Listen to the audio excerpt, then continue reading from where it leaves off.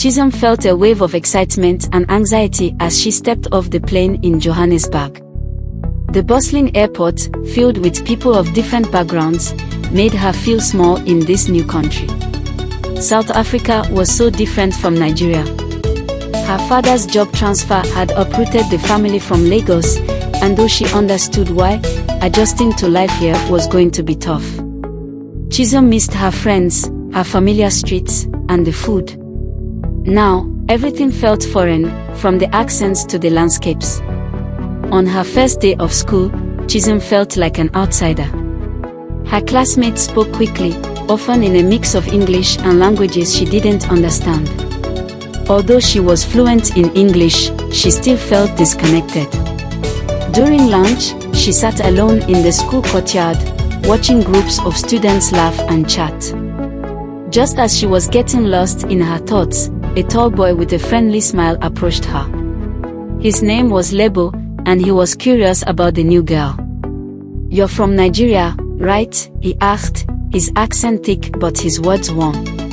Chisholm smiled, relieved that someone had reached out to her. Lebo was a soccer player, popular in school, and known for his talent on the field. As they talked, Chisholm learned that Lebo loved learning about other cultures. They quickly bonded over their shared experiences of being in environments where they felt different. Lebo had relatives from Zimbabwe and knew what it felt like to be seen as an outsider, even in his own country. He offered to show Chisholm around and help her settle in. Over the next few weeks, Chisholm found comfort in Lebo's friendship. He introduced her to local music, food, and the vibrant cultural scene of Johannesburg. He explained the nuances of the different South African languages spoken around her, like Zulu and Xhosa, and she, in turn, taught him about Nigerian culture, her love for jollof rice, Nollywood movies, and the bustling energy of Lagos. They would often sit after school, swapping stories about their childhoods, laughing at the similarities and differences. Though their friendship grew, Chisholm still struggled with the expectations placed on her. Her parents had high hopes for her academic success, especially her father, who was determined for Chisholm to pursue a career in medicine or law. But Chisholm's passions lay elsewhere. She loved art and dreamed of becoming a designer, something her parents didn't quite understand. Lebo, on the other hand, had his challenges. His father wanted him to focus on academics, but all Lebo cared about was soccer.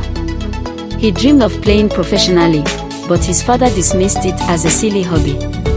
As they spent more time together, Chisholm and Lebo realized how much they had in common, despite their cultural differences. Both of them were caught between fulfilling their parents' expectations and chasing their dreams. They leaned on each other for support, offering advice and encouragement. Chisholm started feeling more at home in South Africa, thanks to Lebo's unwavering support. One Saturday, Lebo invited Chisholm to one of his soccer matches. She had never been much of a sports fan, but she wanted to support her friend. As she watched him on the field, she was amazed by his skill. Lebo was fast, strategic, and played with passion. After the game, she told him how impressed she was, and he grinned, brushing it off. But Chisholm could see how much it meant to him. They spent the evening together, talking about their dreams. Chisholm confessed her desire to be an artist, and Lebo shared his dream of playing soccer on an international stage. As their bond deepened, Chisholm began to feel something more than friendship for Lebo. She admired his determination and kindness and the way he made her feel at ease in this foreign land. But she didn't know how to express her feelings, afraid that it might ruin their friendship. Lebo, too, felt something for Chisholm, but he didn't want to pressure her. After all, she had just moved to a new country, and he didn't want to add to her stress.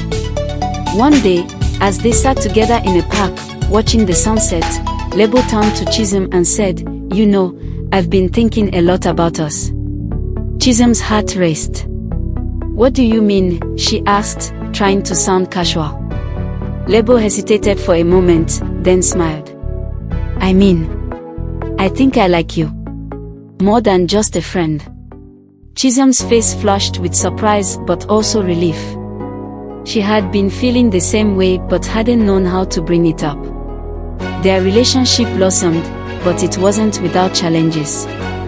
Chisholm's parents were strict, and they didn't want her to get distracted from her studies. Lebo's father was also a looming figure in his life, constantly reminding him that soccer wouldn't provide a stable future. The pressure from their families weighed heavily on them, but they found solace in each other's company. Together, they explored the complexities of love, family, and cultural identity. Chisholm continued to work on her art in secret, creating sketches and paintings that reflected her experiences in both Nigeria and South Africa. Lebo, meanwhile, trained harder than ever, determined to prove to his father that soccer wasn't just a phase. They supported each other through the ups and downs, always reminding each other that happiness wasn't about fulfilling someone else's expectations but about following their hearts. As time passed, Chisholm found her place in Johannesburg. She made more friends, became more confident in her identity, and started to embrace both her Nigerian roots and her new South African environment. She no longer felt like an outsider but a young woman with a unique perspective, shaped by two cultures. Lebo, too, grew more confident in his pursuit of soccer, even as the pressures from his father continued. One evening, after a particularly tense conversation with her parents about her future, Chisholm found herself sitting alone in her room, staring at her sketches. She wondered if she was making the right choices and if pursuing art was worth the risk. Just as doubt began to creep in, Lebo called. His voice was calm and reassuring. "You have to follow what makes you happy," he told her. "Don't let anyone else define your success." His words gave her the strength to keep going. Lebo's soccer career began to take off. He was scouted by a local team, and soon he was playing in more competitive matches. Chisholm attended every game, cheering him on from the sidelines. She could see how much joy the game brought him, and it inspired her to pursue her passions with the same dedication.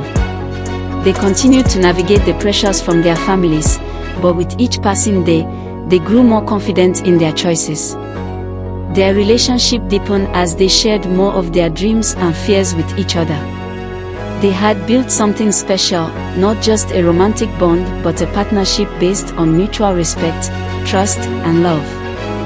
They knew that no matter what challenges they faced, they could face them together.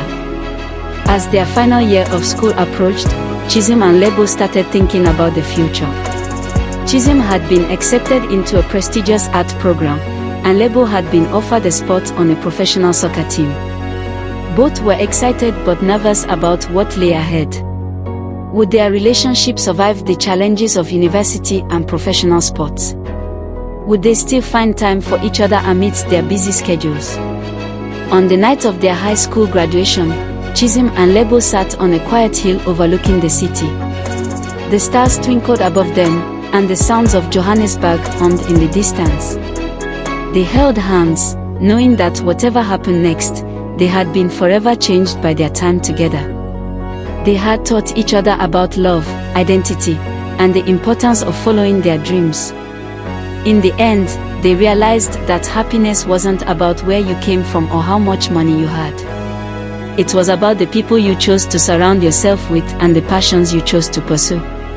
And for Chisholm and Lebo, that was more than enough.